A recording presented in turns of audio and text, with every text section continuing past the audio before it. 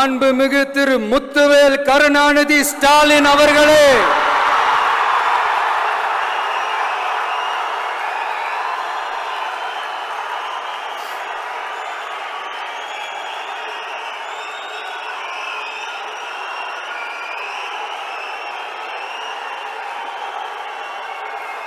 பேரை மட்டும் வீராப்பா சொன்ன பத்தாதவர்களே,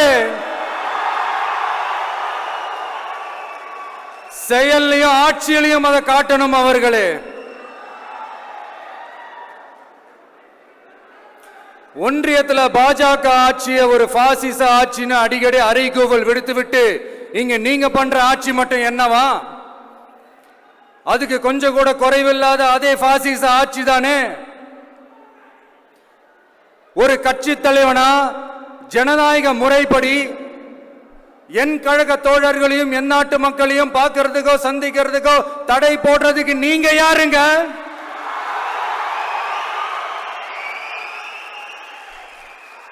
தடையை மீறிய மக்களை பார்க்கணும்னு முடிவு பண்ணிட்டா போயே தீருவேன். சட்டத்தை மதிக்கணும்ன்ற ஒரே காரணத்துக்காக தான் அமைதியா இருக்கிறேன்.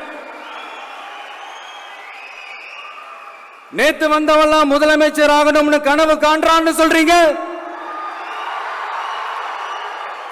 அது நடக்கவே நடக்காதுன்னு சொல்றீங்க.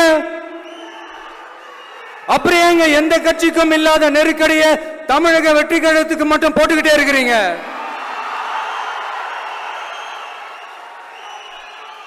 அணை போட்டு ஆத்த வேண்டும்னா தடுக்கலாம், காத்த தடுக்க முடியாது.